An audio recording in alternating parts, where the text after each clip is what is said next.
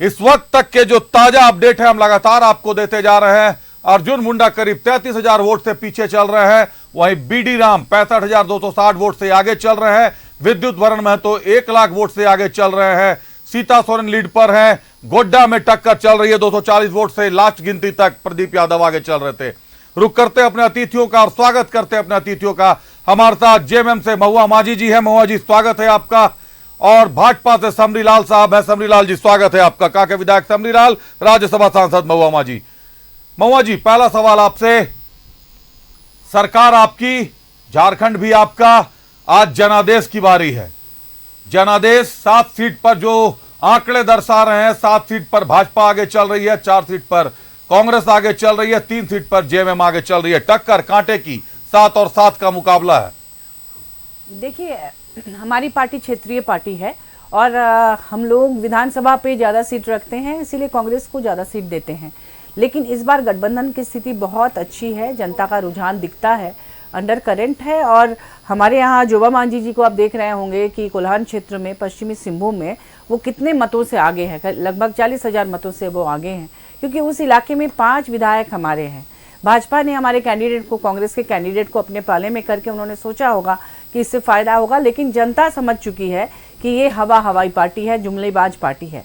दूसरी ओर आपने देखा होगा सुखदेव भगत जी आगे हैं लोहरदगा से, हमारे कालीचरण मुंडा जी खूंटी में आगे चल रहे हैं, विजय हांसदा जी जो जेएम के प्रत्याशी हैं वो राजमहल से बहुत आगे हैं, प्रदीप यादव जी गोड्डा से वो भी आगे चल रहे हैं, केएन त्रिपाठी जी भी आगे चल रहे हैं चतरा से।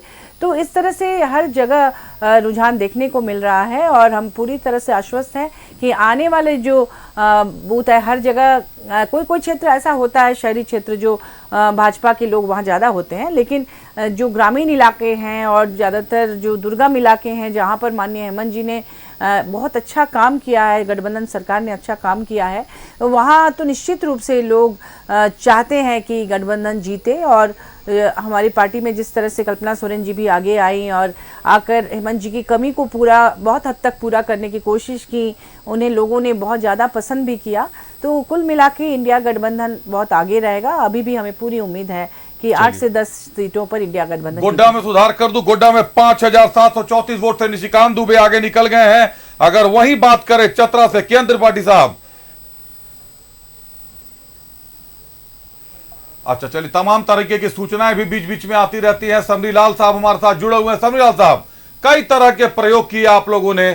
धनबाद में आपने अपना सिटिंग सांसद बदल दिया, चतरा में सिटिंग सांसद बदल दिया, हजारीबाग में सिटिंग सांसद बदल दिया, खूंटी में 1445 वोट से आप लोग जीते थे, लेकिन वहां आपने कोई प्रयोग नहीं किया। नतीजा यह है 39,000 वोट से पीछे चल रहे हैं अर्जुन मुंडा।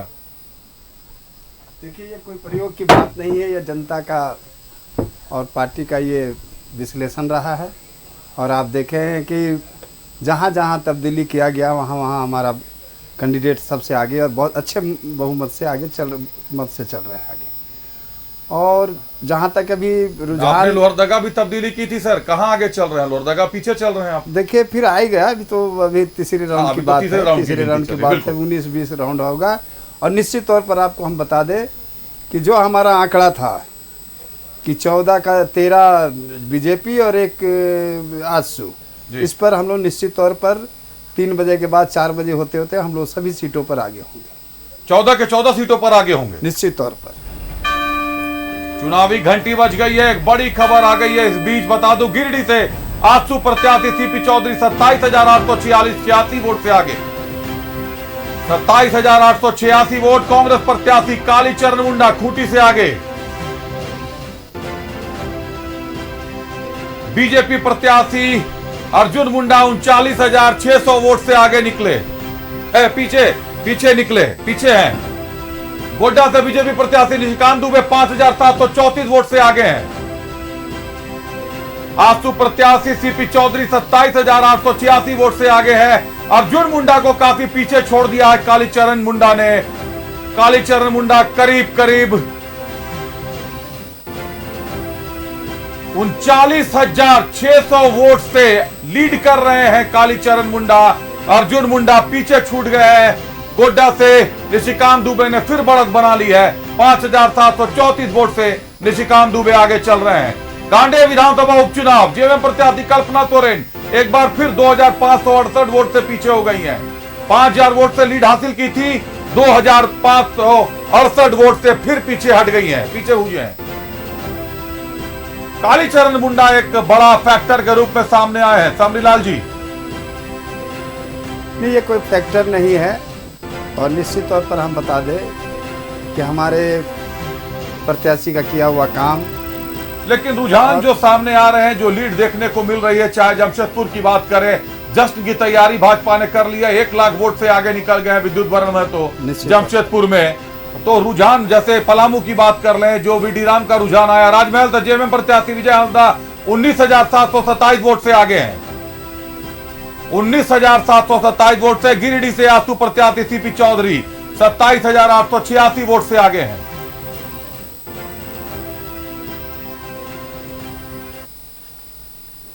समरीलाल जी, रुक करते अतिथियों का अपना। समरीलाल जी, रुझान जो शुरू में देखने को मिल रहे हैं पहले दूसरे राउंड से, कमोबेश जहां क्लोज फाइट नहीं है, जो 6 सीटों का आंकड़ा नजर आ रहा है, कहीं ना कहीं चाईबासा, खूंटी, लोहरदगा, राजमहल, दुमका और गिरिडीह, इन 6 सीटों पर बात चल रही थी। लेकिन गिरिडीह और दुमका भी लीड में दिख रही है, कहीं ना कहीं राजमहल की सीट में भी विजय हंसदा लीड करते दिख रहे हैं। लेकिन खूंटी, चाईबासा और लोहरदगा, इन तीनों सीटों पर अभी भी कांटे की टक्कर देखने को मिल रही है समरीलाल जी, क्योंकि रुझान जिसका एक बार बढ़त मिल रहा है, बढ़त मिलती चली जा रही है। आप लोहरदगा और खूंटी में देखेंगे, चूंकि अभी आप देखें कि कुछ 37-38 हजार से के लगभग में था, अभी आप 39 बता रहे हैं। 39,000 वोट से पीछे हैं। लेकिन निश्चित तौर पर ये अभी तीसरा राउंड है जी, और अभी 17 लगभग राउंड बाकी है जी।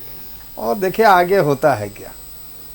निश्चित तौर पर हम बताए जो कि 14 का 14 ये सीट पर हम लोग निश्चित तौर पर आगे रहेंगे और जीत भी होंगी। महुआ जी, कितनी सहमत है? 14 की 14 सीटों पे दावा कर रहे हैं समरीलाल जी, आधार क्या है? मेरी जानकारी में नहीं है, आपकी जानकारी में क्या आधार है? भाजपा ने जिस तरह से एग्जिट पोल कराया था, क्योंकि राहुल गांधी जी ने तो कहा ही है कि ये मोदी मीडिया एग्जिट पोल है, तो ये सारे भ्रामक थे। अब पूरे देश में देखने को मिल रहा है जिस तरह से यूपी में इंडिया गठबंधन को बढ़त मिली है। हर जगह जो एग्जिट पोल के आंकड़े थे जो मोदी मीडिया के, वो सब गलत सिद्ध हो रहे हैं। जिस तरह से 2004 में हुआ था, शाइनिंग इंडिया की बात जब आई थी अटल बिहारी वाजपेयी जी के लिए, वो एग्जिट पोल पूरी तरह से गलत साबित हुआ था। इस बार भी वैसा ही होने वाला है।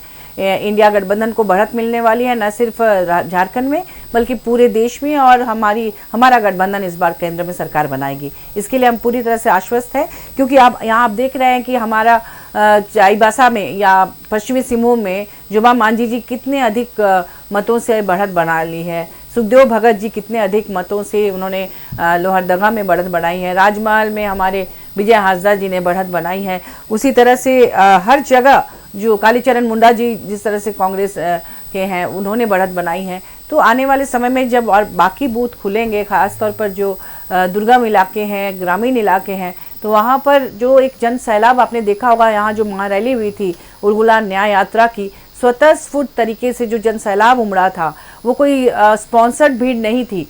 तो उससे पता चल गया था कि लोग अपने अपने प्रिय नेताओं के लिए, अपने प्रिय नेताओं को साजिश के तहत जेल में डालने पर कितनी नाराज चल रही है भाजपा से, और उसी का खमियाजा भाजपा को यहाँ झारखंड में उठाना पड़ेगा।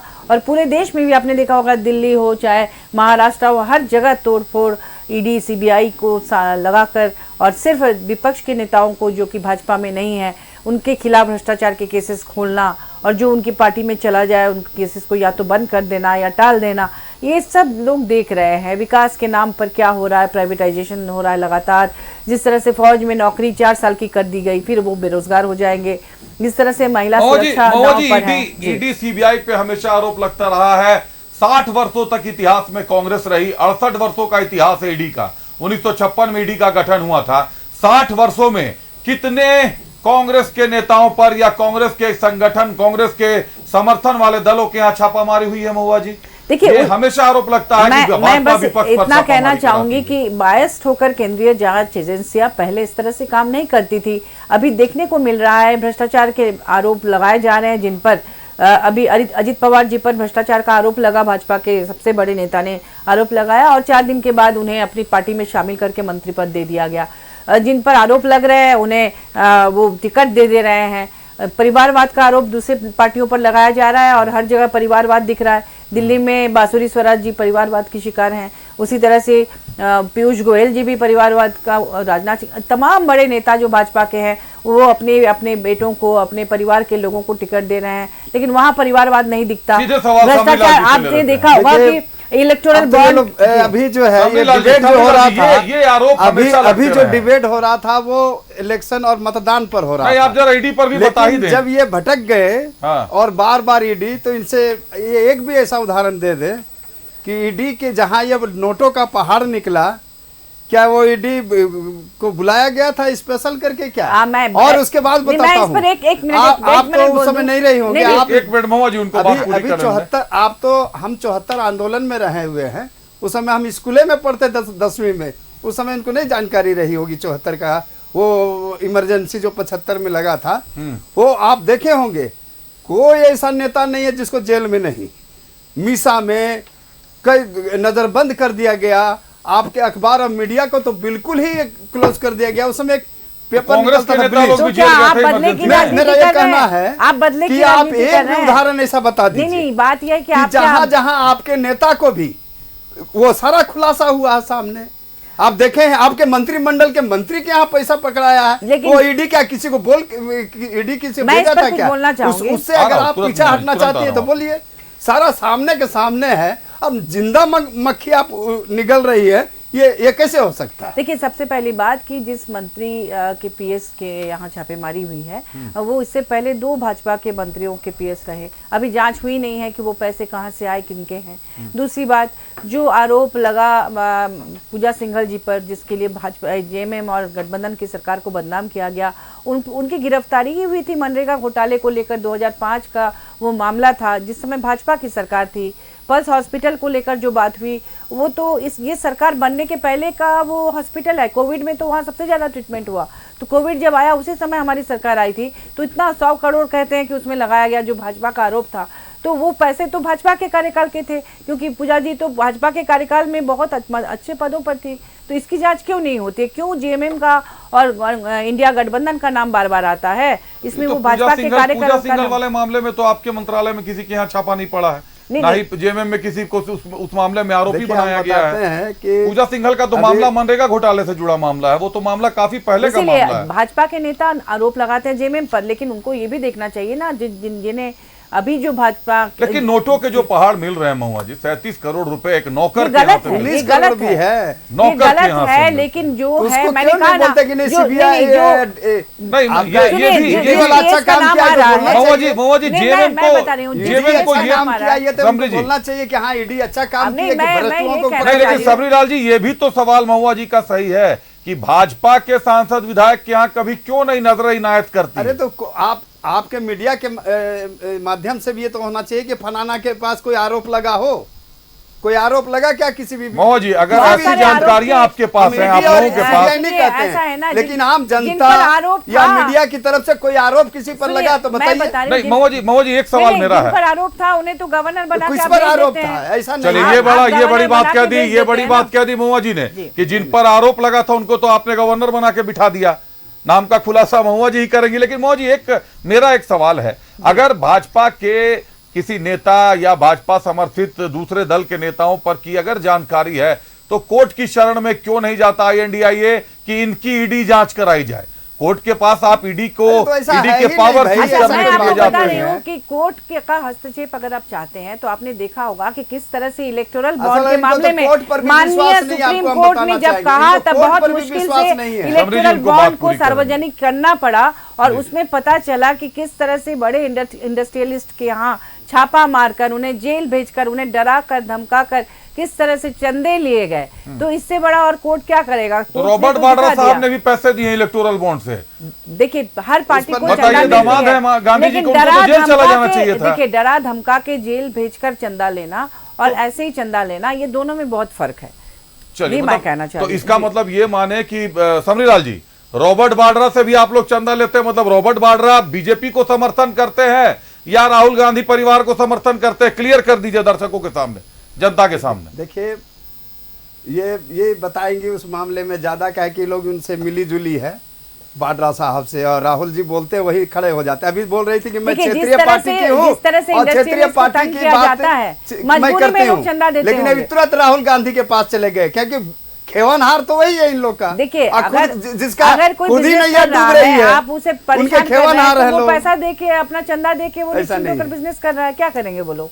चाहे वो रॉबर्ट वाड्रा हो या कोई हो, उनको बिजनेस करना है, तो बिजनेस करने के लिए सत्ता पक्ष को वो खुश रखना चाहते हैं, शायद इसीलिए चंदा देते होंगे। तो फिर ये बता दीजिए कि इलेक्टोरल बॉन्ड के पहले के चंदों को, जो पहले पार्टी को फंडिंग होती थी, पार्टी जो खर्च करती थी, उसको कभी पार्टी ने क्यों ऊपर नहीं किया? आज एक आपके पास दस्तावेज हैं, आज कोर्ट के आदेश के बाद ही, लेकिन बावजूद दस्तावेज तो बनाए गए कि किसने कितना चंदा दिया। एक दस्तावेज तो एसबीआई ने भी बनाया, स्टेट बैंक ऑफ इंडिया ने भी बनाया, रिजर्व बैंक ने भी बनाया, और चुनाव आयोग के पास भी दस्तावेज भेजे गए।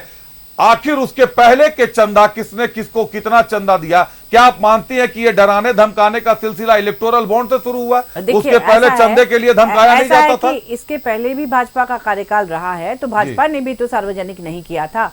नियम धीरे धीरे ही बनते हैं। कोई देश जब चलता है, जब परेशानियां आती हैं, तब लोग नियम बनाते हैं। उस समय भाजपा ने भी तो अपनी तरफ से कोई सफाई नहीं दी कि उनको चंदा कहां से मिल रहा है, सिर्फ दूसरी पार्टियां नहीं।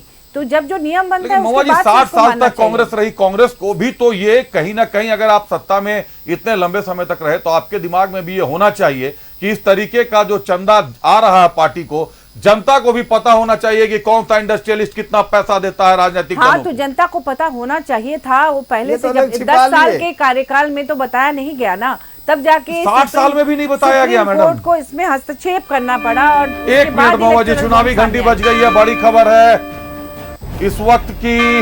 हजारीबाग से बीजेपी प्रत्याशी मनीष जायसवाल 51,973 वोट से आगे। पलामू से बीजेपी प्रत्याशी बीडी राम 85,340 वोट से आगे। लोहरदगा से कांग्रेस प्रत्याशी सुखदेव भगत 22,677 वोट से आगे।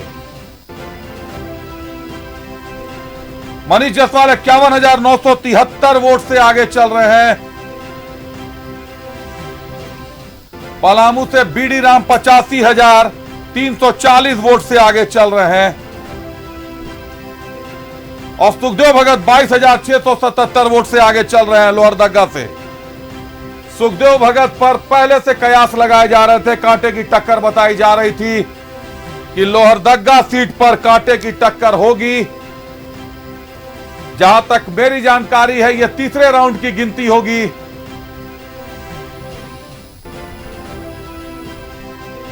और विद्युत भरण में तो 1,19,000 वोट से आगे।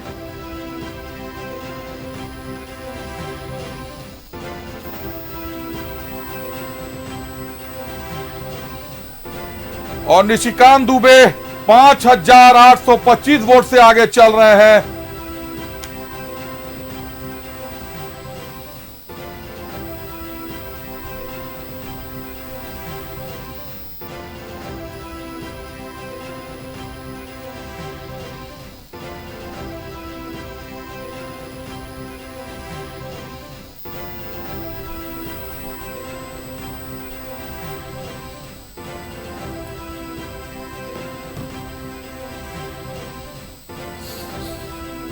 चौसठ 654 वोटों से जोबा मांझी आगे निकली हुई है एनडीए प्रत्याशी गीता कोड़ा से।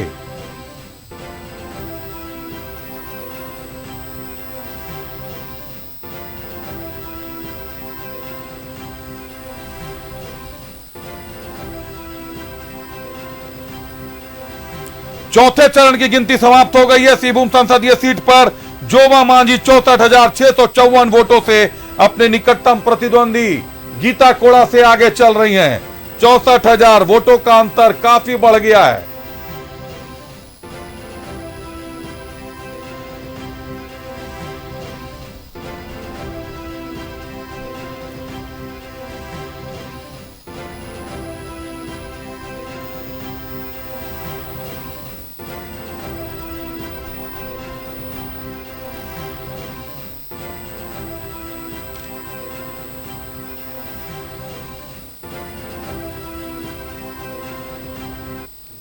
रुक करते अपने अतिथियों का। चुनावी घंटी बज गई थी। महुआ जी आप कुछ बोल रही थी, उसके पहले बता दूं हजारीबाग मनीष जायसवाल 51,973 वोट से आगे, वहीं सुखदेव भगत 22,677 वोट से आगे। INDIA लोहरदगा से आगे चल रही है। बीडी राम 85,340 वोट से आगे चल रहे हैं। वहीं 1,19,000 से विद्युत वरण महतो आगे चल रहे हैं जमशेदपुर से। जमशेदपुर में तो जश्न भी मनाया जाने लगा। निशिकांत दुबे ने गोड्डा में फिर से लीड ले ली है। 5,825 वोट से निशिकांत दुबे लीड कर रहे हैं और जोबा मांझी 64,654 वोट से लीड कर रही हैं। बहुत बड़ी लीड है। तो कहीं ना कहीं जो सीटें डिस्कस हो रही थी, जिन 6 सीटों पर कांटे की टक्कर नजर आ रही थी महुआ जी, उन 6 सीटों पर कांटे की टक्कर स्पष्ट नजर आ रही है। अब तो साफ सामने आ गया है। देखिए, भाजपा का जो आकलन था वो उल्टा पड़ गया। कोल्हान में आपने देखा किस तरह से 64,654 मतों से आगे चल रही हैं हमारी जोबा मांझी जी। और वहां पर गीता कोड़ा जी को सपोर्ट किया था पिछली बार JMM के 5 विधायकों ने, और वहां पर इस तरह का दुस्साहस किया भाजपा ने, आपस में तोड़ फोड़ करके, डरा के, धमका के। मुझे याद है पिछले सेशन में खुद अमित शाह जी ने मधु कोड़ा जी का नाम लेके इंडिया गठबंधन को कोसा था कि भ्रष्टाचार, और फिर उसके 7 दिन 10 दिन के अंदर उन्हीं लोगों को अपनी पार्टी में शामिल कराते हैं और टिकट देते हैं। तो इस तरह से कई बार उनका जो भी कदम होता है वो गलत भी होता है साबित, क्योंकि जनता जानती है और जनता उनका साथ नहीं देती जो दल बदल करते हैं बार बार। लेकिन आप देखिए सुखदेव भगत जी आगे चल रहे हैं 22,000, क्योंकि उनको इंडिया गठबंधन का पूरा सपोर्ट मिला हुआ है। और वो चले गए थे भाजपा में, लेकिन वहां पर जाके उन्हें समझ में आया कि जनता का रुझान किस तरफ है, और इस बार वो जब भी आए समरीलाल जी से जवाब मांग लेते हैं। उनको वोट कितना आगे बढ़ गया। समरीलाल जी, गठबंधन की साजिश तो नहीं थी चमरा लिंडा को खड़ा करके? वहां पर समीर उरांव दोनों बिशुनपुर से आते हैं। समीर उरांव के वोटों को नुकसान पहुंचा। सुन लीजिए सवाल तो सुन लीजिए समरीलाल साहब। समरीलाल साहब सवाल सुन लीजिए कि बिशुनपुर से समीर उरांव भी आते हैं, बिशुनपुर से चमरा लिंडा भी आते हैं, और चमरा लिंडा के खड़े होने से आज स्थिति यह हो गई कि 20,000 से ज्यादा वोट तो सुखदेव भगत अब लीड कर रहे हैं। इसीलिए चमरा लिंडा निलंबित है और लोबिन हेम्ब्रम निष्कासित है। तो इसलिए हम कह रहे हैं ये इंडियन गठबंधन का तुम्बा फेरी है, इसको तुम्बा फेरी बोलते हैं। ये तो गठबंधन धर्म मजबूती से ये लोग निभा रहे हैं। जहां जरूरत है वहां डमी खड़ा कर और दूसरी तरफ चुपके से पीछे लगा कर निलंबित है मैडम, वोट कटवा लोग निष्कासित है। आपको बता रहे हैं कि इन्हीं लोगों ने भेजा है वहाँ। लेकिन वो तो ये नहीं था कि वो अपने से लड़े होंगे। ये उस तरह का ध्रुवीकरण करने के लिए चमरा लिंडा जी को इधर और लोबिन जी को चमरा लिंडा जी और लोबिन हेम्ब्रम जी तो इंडिया लोबिन जी को इन्होंने नहीं किया। हाँ, इन्होंने इंडिया गठबंधन लोबिन जी को इन्होंने नहीं किया क्योंकि लोबिन जी अब निष्कासित हो गए पार्टी से 6 साल के लिए। लेकिन चमरा लिंडा साहब केवल निलंबित हैं। मतलब चुनाव के बाद चमरा लिंडा साहब की वापसी संभव क्या है? वापसी होनी ही होनी है। उनको केवल जर्सी बदल के भेजा गया था। लेकिन चमरा लिंडा जी भाजपा का वोट थोड़े काटेंगे। बदल के भेजा था चमरा लिंडा जी तो इंडिया गठबंधन का ही ना वोट कैसे वोट काटेंगे? बिशुनपुर से चमरा लिंडा भी आते हैं, बिशुनपुर से समीर उरांव भी आते हैं, और दोनों का वोट बैंक एक है। फायदा ही हुआ ना, भाजपा को तो उससे फायदा हुआ, उससे नुकसान तो इंडिया गठबंधन। तो आप मुझे ये बता दें कि फिर चमरा लिंडा को निलंबित क्यों किया गया और लोबिन हेम्ब्रम को, JP वर्मा को और खूंटी से जो खड़े हुए थे इनको निष्कासित कर दिया गया? देखिए, पार्टी लाइन पे जो नहीं चलते हैं उस पर पार्टी निर्णय लेती है। क्यों किया गया ये तो आप आलाकमान से पूछ सकते हैं, लेकिन जो कोई भी पार्टी नहीं चाहेगी कि उनका जो आदेश है उससे अलग हट के कोई खुद से कुछ निर्णय ले। लेकिन चमरा लिंडा का फैक्टर यहाँ कहीं ना कहीं सुखदेव भगत के पाले में आता दिखाई दे रहा है। ये साफ है कि लोहरदगा सीट पर समरीलाल जी आपने भी बड़ा प्रयोग किया था। सुदर्शन भगत ने जीत हासिल की थी, आपने सिटिंग सांसद को बदल के समीर उरांव को मौका दे दिया, जबकि महज 10,000 वोटों से जीत हासिल हुई थी। नहीं, ये कोई प्रयोग की बात नहीं है। ये चूंकि पार्टी में विश्लेषण होता है उस हिसाब से वहां पर किया गया था, और कोई इसमें कोई तो जब ये विश्लेषण करते हैं तो आप आरोप लगाते हैं। वो तो जब आप विश्लेषण करते हैं तो ठीक है, दिख रहा ना, ये तो सामने आप भी देख रहे हैं या जनता भी देख रही है। केवल जर्सी बदल के उनको भेज दिया गया कि उधर से गोल मारने के लिए।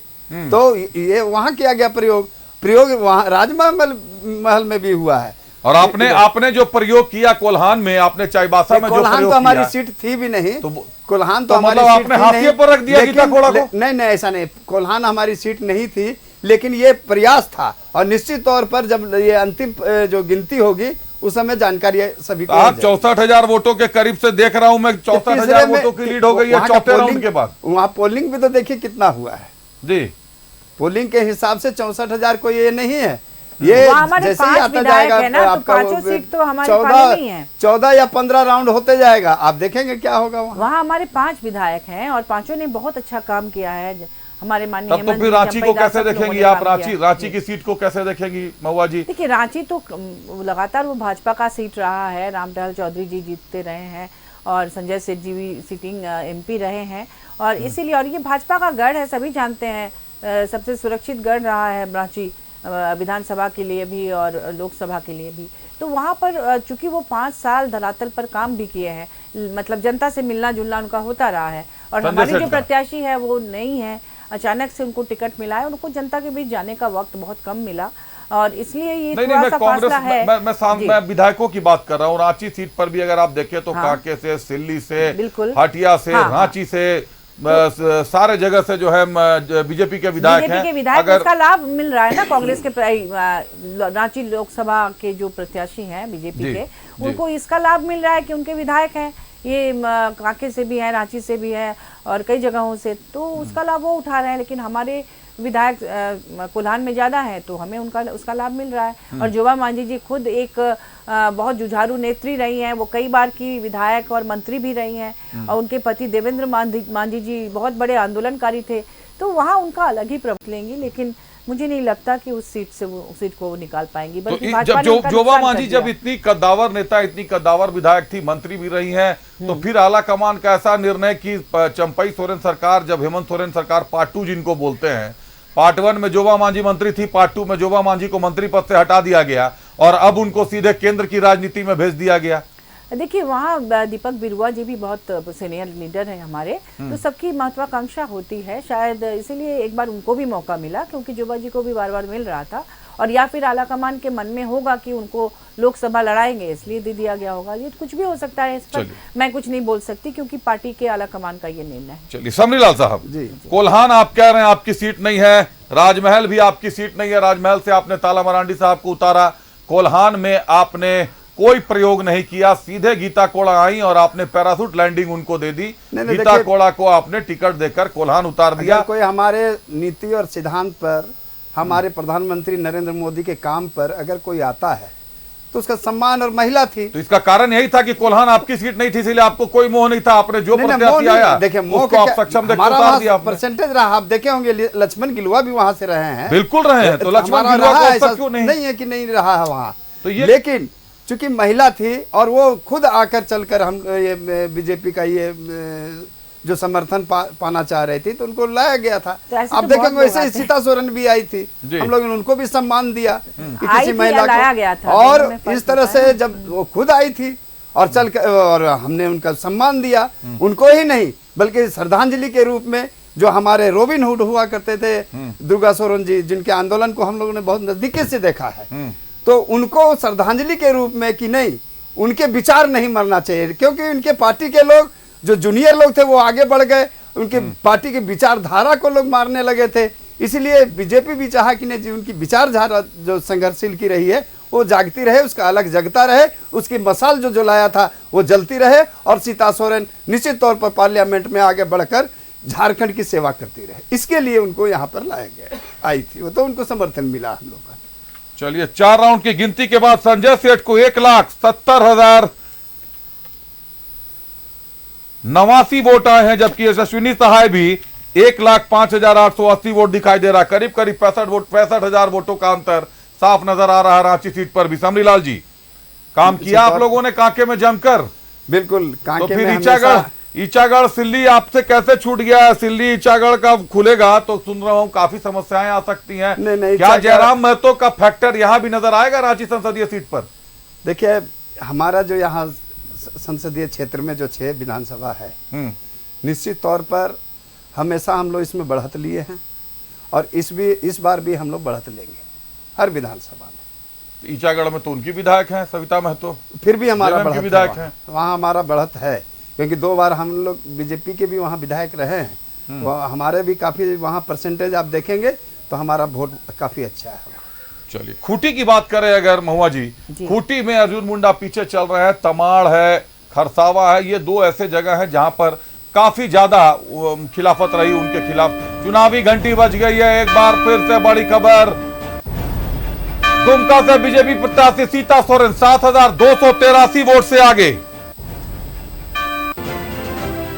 राजमहल से जेएमएम प्रत्याशी विजय हंसदा 11,786 वोट से आगे। जमशेदपुर से बीजेपी प्रत्याशी विद्युत वर्ण में तो 1,33,987 वोट, करीब करीब जीत पक्की हो गई उनकी।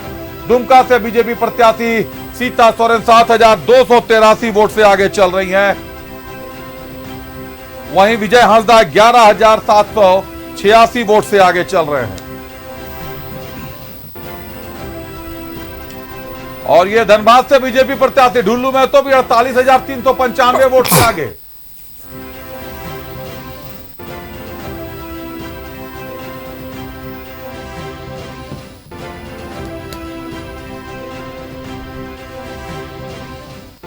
न्यूज़ 11 भारत की पूरी टीम लगातार पूरे चुनाव से हमने आपको रूबरू रखा, हर लम्हा आपके साथ रहे और आज काउंटिंग के दिन भी हर जगह हमारी टीम लगातार आपको अपडेट दे रही है। एक एक लम्हे की अपडेट, एक एक खबर की अपडेट सबसे पहले आप तक लेके हम लोग आ रहे हैं। समरीलाल जी का रुख करते हैं अतिथियों में। समरीलाल जी, धनबाद में आप लोगों ने बड़ा प्रयोग किया, 4.5 लाख वोट से धनबाद जीता था पीएन सिंह ने, सीधे सीधे पीएन सिंह को हटाया, ढुल्लू महतो को मौका दे दिया। कई तरह के विरोध का सामना भी किया आप लोगों ने, कई तरह के सड़कों से लेकर ऊपर तक विरोध हुए। क्या लगता है धनबाद में 4.5 लाख वोट आ पाएंगे? देखे होंगे आप लोग के माध्यम से भी हमने देखा, काफी कभी विरोध नहीं हुआ वहाँ। विरोध तो कांग्रेस के अंदर चल रहा था धनबाद में, और कई लोग पार्टी से निकाल दिए गए। हमारे यहाँ एक भी कोई अगर ऐसा उदाहरण बता दे, कोई वैसा कोई विरोध नहीं हुआ। कांग्रेस के अंदर विरोध चल रहा था, काफी आप पेपर में कांग्रेस के अंदर तो बहुत ज्यादा विरोध चल रहा था। हमारे यहाँ तो कई लोगों ने इस्तीफा भी दिया। हमारे यहाँ एक प्रक्रिया है कि नेतृत्व को आगे बढ़े, उसके अंदर नेतृत्व कैसे क्षमता बढ़े। वो विधायक हैं, विधायक से एमपी बने, और जो उनका परफॉर्मेंस जो रहता है विधानसभा में, इस आधार पर वहां पर किया गया है। परफॉर्मेंस विधानसभा को देखकर किया। मैंने आपसे सवाल यह पूछा, 4.5 लाख वोट, झारखंड में सबसे ज्यादा वोट से आपने धनबाद से जीत हासिल की थी। इस बार क्या नजर आता है, धनबाद से 4 लाख वोट की जीत का अंतर होगा? मैं तो कुल मिलाकर जो अभी एनडीए गठबंधन के लोग जो है, ये केवल सीट पर बात कर रही है कि मेरा इतना कम हो गया, उसका इतना ज्यादा। मैं तो कहता हूं कि हमने कहा था कि फिर तीसरी बार मोदी आएंगे, और ये आ रहे हैं। निश्चित तौर पर आप जो देख रहे हैं, रुझान देखें या जैसे भी देखें, तीसरी बार हम लोग सरकार बना रहे हैं। ये गारंटी है, ये गारंटी की बात हो रही है। अब ये लोग कि 5 हम ज्यादा ले आए, 10 वो कम ले आए, ये कोई मतलब नहीं होता है। इससे होता है केवल कि सरकार किसकी बनती है। तो सरकार हमारी बन रही है, तो नुकसान भी तो आपका बन रहा हो रहा है। अगर आप झारखंड में विचार करेंगे अलग कमल, झारखंड में अगर आप 2 सीटों को छोड़कर जो है, पिछले बार जो आंकड़ा था वो आंकड़ा निश्चित तौर पर रहेगा। मतलब 400 तक नहीं पहुंच पाएंगे, 400 पार का नारा फेल। नहीं, हम झारखंड की आप जो बता रहे हैं ना, झारखंड में जो हमारा आंकड़ा था पिछले बार जो सांसद थे, वो निश्चय वो तो है ही, हम उसमें प्लस जरूर करेंगे। महुआ जी कितनी सहमत हैं? बुत बता रहे हैं कि 11 सीट पे बीजेपी, 1 सीट पे आसू और केंद्र में मोदी की सरकार। कितनी सहमत है इस बात? देखिए, ये जो सपना है ये पूरा होने वाला नहीं है। झारखंड में भी पिछले बार की तुलना में बहुत ज़्यादा सीट हम लोगों को मिलने वाला है, और केंद्र में हमारी सरकार बन रही है। जिस तरह का रुझान देखने को मिल रहा है, अभी तो बहुत सारे राउंड बाकी है, आप आगे आगे देखते जाइए। क्योंकि भाजपा ने जिस तरह से कहा था 400 पार, वो तो कहीं से नहीं दिख रहा है। सारे एग्जिट पोल जो हैं वो भ्रामक सिद्ध हुए हैं 2004 की तरह, जब शाइनिंग इंडिया में किसी एग्जिट पोल ने तो 400 पार दिखाया भी नहीं। दिखाया नहीं, लेकिन भाजपा ने तो कहा था ना कि यहाँ पार होगा। इसी के आधार पे जो एग्जिट पोल जो भी दिखाया, जिन्होंने भी दिखाया, लेकिन उसमें तो इंडिया गठबंधन को बहुत मायूस हो जाना चाहिए था। लेकिन खड़गे जी ने जिस समय इंडिया गठबंधन की मीटिंग हुई 2-3 दिन पहले, वो बाहर निकल कर सभी विपक्षी जो गठबंधन के लोग हैं उनसे बातचीत करने के बाद कहा था 295 प्लस सीट हम लोग लाने वाले हैं। और वो सही कह रहे थे उस समय। राहुल गांधी जी ने इसीलिए निकल कर कहा ना कि ये जो एग्जिट पोल है ये मोदी मीडिया एग्जिट पोल है, ये जनता का एग्जिट पोल नहीं है। तो ये सब कुछ अब दिख रहा है, सच्चाई सामने आ रही है। लेकिन मोहन जी एक बात बताइए जी, मीडिया गोदी हो गई, केंद्रीय एजेंसियां जो है हाथ की कठपुतली हो गई, निर्वाचन आयोग पर आरोप लगा रहे हैं गलत हो रहा है, न्यायिक व्यवस्था पर आरोप है कि अरविंद केजरीवाल को जमानत मिलती है, हेमंत सोरेन को जमानत नहीं मिलती है। पूरे के पूरे सिस्टम को कोलैप्स बता रहे हैं आप लोग।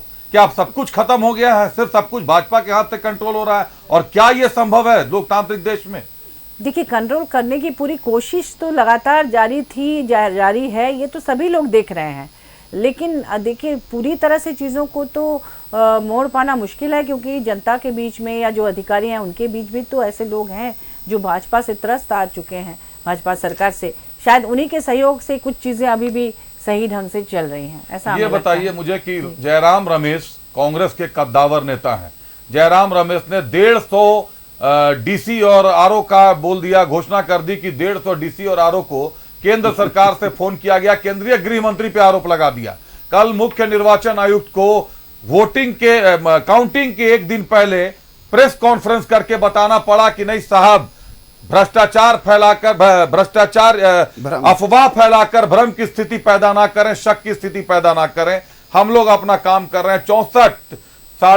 64 करोड़ से ज्यादा लोगों ने वोटिंग किया है, तमाम तरीके की चीजों को विधि व्यवस्थित किया जा रहा है। जयराम रमेश से नाम मांगा उन्होंने बाकायदा सार्वजनिक मंच से कि 150 लोगों को अगर फोन किया गया है तो आप नाम दीजिए, हम कार्रवाई करेंगे। आखिर कौन सा डीएम और कौन सा आरओ ऐसा है जिसको फोन किया गया और उसको धमकाया गया? अभी तक उन्होंने कुछ नहीं कहा। देखिए, एक बात है कि उनसे तो पूछा जा रहा है, लेकिन भाजपा के जो लोग तरह तरह के आरोप इंडिया गठबंधन पर लगा रहे हैं, उनका आधार क्या है ये क्यों नहीं पूछा जा रहा है? उनको भी बुला के पूछा जाना चाहिए। मंगलसूत्र की बात पूछी जानी चाहिए, भैंस बांधने की बात पूछी जानी चाहिए, मुजरा वाली बात को पूछी जानी चाहिए, और जो भी आचार संहिता का उल्लंघन करके मूर्ति दिखाकर, फोटो दिखाकर धर्म के नाम पर वोट मांगा जा रहा है, उसके लिए तो चुनाव आयोग कभी भी किसी को बुलाकर नहीं पूछ रही है। जो पूछना है, जो कुछ करना है, वो क्यों इंडिया गठबंधन से ही है?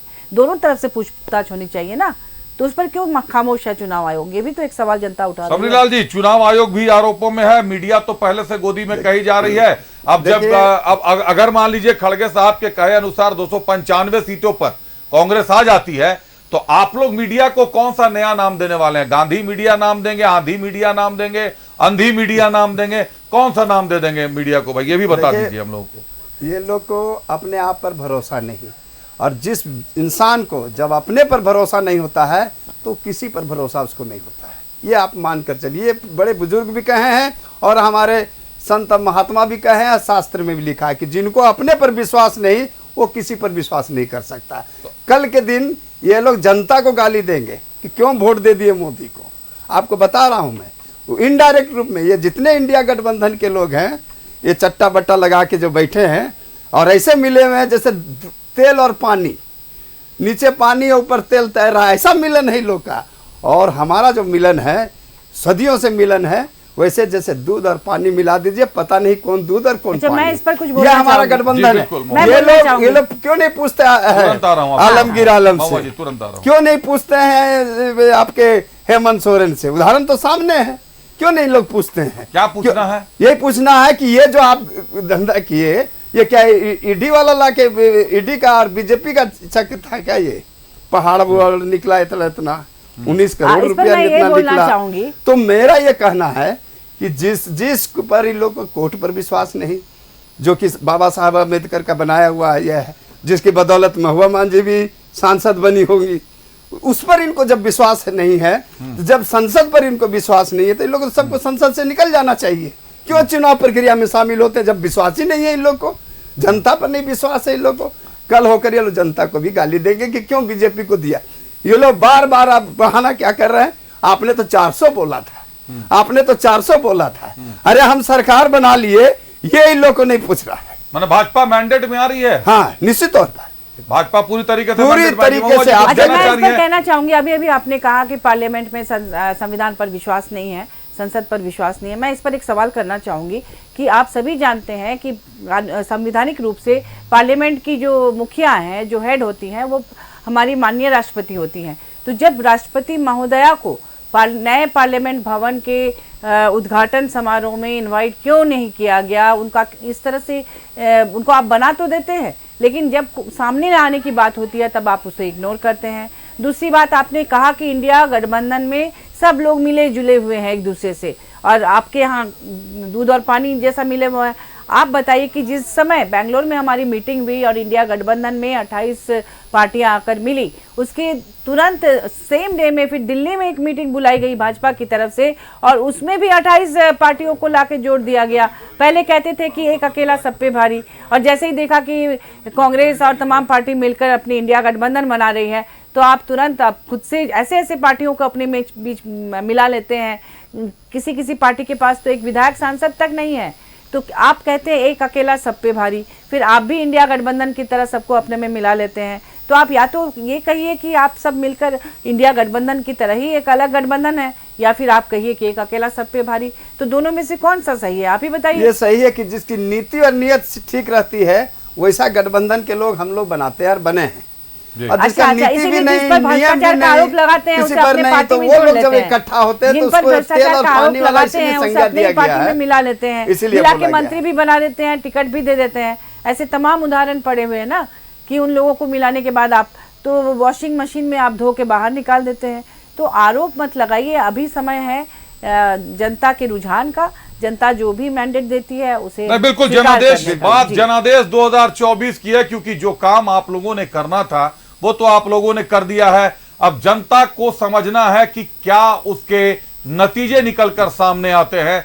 कहीं ना कहीं हेमंत सोरेन का जेल जाना झारखंड के लोकसभा चुनाव पर बड़ा प्रभाव डालने जा रहा है। कितना प्रभाव डालेगा? अगर भाजपा की सीटें बढ़ती है तो यह साफ है कि जनता यह स्वीकार करती है कि भ्रष्टाचार है। अगर भाजपा की सीटें घटती हैं, कहीं ना कहीं गठबंधन की सीटें आगे निकलती हैं, तो यह साफ है कि विक्टिम कार्ड कहीं ना कहीं काम आ रहा है।